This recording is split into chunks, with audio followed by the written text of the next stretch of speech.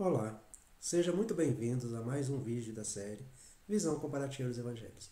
Eu sou o Wellington Lima e hoje vamos estudar Mateus, capítulo 13, versículos 24 a 30 e depois de 36 a 43, onde Jesus apresenta e depois explica a parábola do joio e do trigo. Esse é um dos ensinos mais solenes sobre a realidade da convivência entre o bem e o mal dentro da história da igreja e sobre o juízo final que virá no tempo de Deus. Que esse estudo possa lhe abençoar. Vamos lá? Mateus, capítulo 13, versículo 24. E ele lhes declarou outra parábola, dizendo: O reino dos céus é semelhante a um homem que semeia boa semente em seu campo. Jesus descreve o reino como a ação de um homem que semeia o que é bom em seu próprio campo.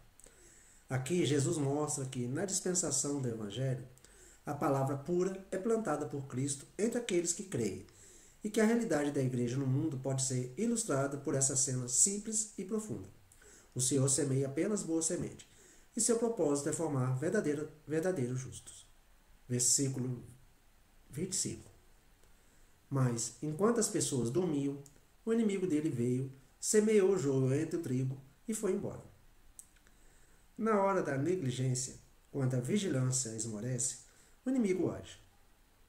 Satanás semeia doutrina falsa e falsas esperanças no mesmo terreno onde a verdade é anunciada, mimetizando conversões e experiências que parecem autênticas, mas não brotam do amor de Deus, nem de mudança real de coração. Ele planta e se retira, certo de que o solo humano, sem a graça, fará o erro prosperar. Versículo 26. E quando a erva cresceu e produziu fruto, então apareceu também o joio. É no tempo do fruto que as semelhanças se desfazem. O amadurecer do trigo revela o joio que sempre esteve ali. Assim, a verdadeira piedade e as ilusões espirituais se distinguem não pelas folhas, mas pelos frutos. Onde Deus aviva sua obra, o inimigo procura imitar e desacreditar. Contudo, o fruto expõe a origem. Versículo 27. Então os servos do dono da propriedade chegaram e lhe perguntaram: Senhor, não semeaste boa semente no teu campo? De onde, pois, veio o joio? Os servos atentos constatam o mal e recorrem ao Senhor em busca de discernimento. O joio não surgiu por acaso. Sua presença aponta para uma sementeira deliberada. O ministro fiel lamenta o erro, busca a Deus e aprende a interpretar a realidade à luz do que o Senhor revela. Versículo 28. E ele lhes respondeu: Um inimigo fez isso. Em seguida, os servos lhe perguntaram: Queres, pois, que vamos e os tiremos? A origem é clara: um inimigo. Satanás introduz hipócritas e enganos entre os santos para manchar o Evangelho. Diante disso, o zelo precipitado do servo se oferece para arrancar o joio, mas a pressa em purificar tudo de imediato pode ferir o trigo. Discernimento e tempo pertencem ao Senhor. Versículo 29. Ele, porém, lhes respondeu: Não, para não haver que, enquanto tirais o joio, arranqueis com ele também o trigo. O Senhor conhece a fragilidade do campo e a semelhança entre as plantas. Tentar separar agora, pela força humana, causaria dano aos verdadeiros. Deus suporta a mistura por um tempo com um propósito sábio e nos chama a paciência, para não destruirmos o que ele está cultivando. Versículo 30. Deixai-os crescer ambos juntos até a colheita, e no tempo da colheita direi aos que colhem: Recolhei primeiro o joio, e amarrai-o em molhos, para o queimarem, mas ao trigo ajuntai no meu celeiro. A ordem é esperar até a colheita, quando as diferenças serão nítidas e a separação segura. Há a disciplina necessária para o incorrigível, mas não perseguição nem violência. No tempo certo, a justiça divina reunirá o joio para a destruição e guardará o trigo no celeiro do Senhor. Mateus, capítulo 13, versículo 36. Então Jesus despediu as multidões e foi para casa. Seus discípulos se aproximaram dele e disseram: Explica-nos a parábola do joio do campo. No recolhimento da casa, longe do rumor da multidão, os discípulos buscam entendimento.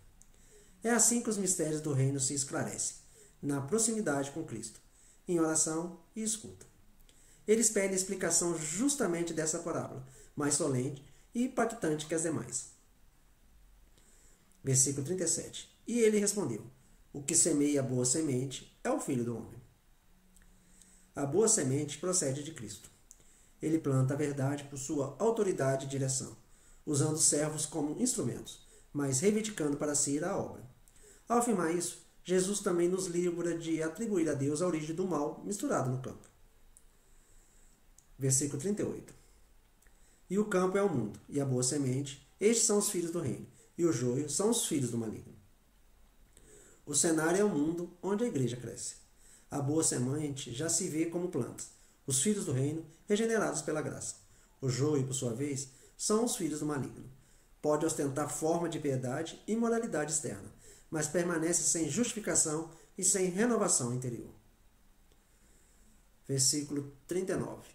E o inimigo que o semeou é o diabo, e a colheita é o fim da era, e os que colhem são os anjos. Jesus identifica o inimigo e situa a história. O diabo semeia engano.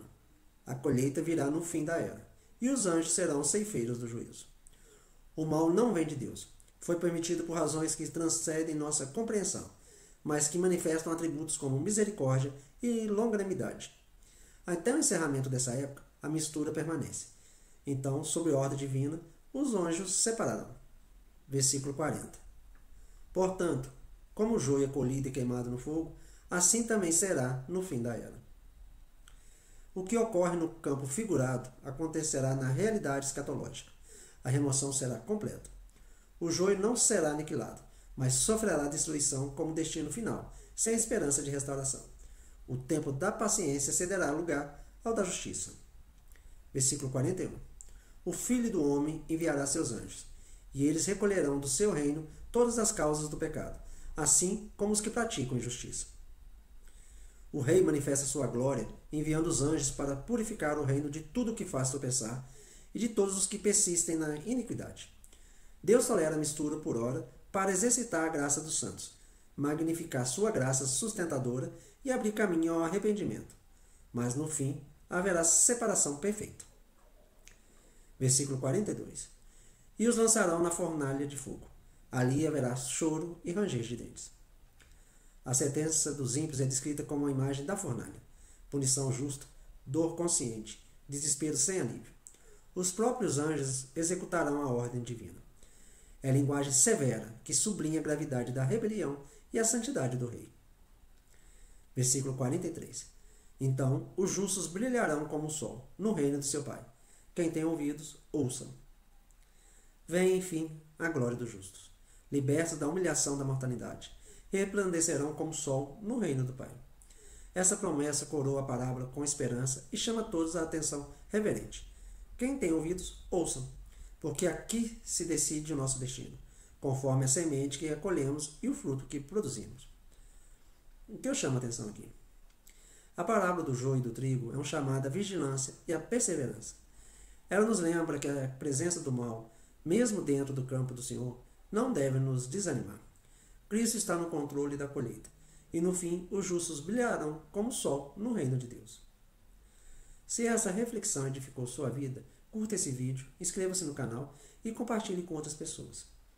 Nos vemos no próximo estudo. Até lá!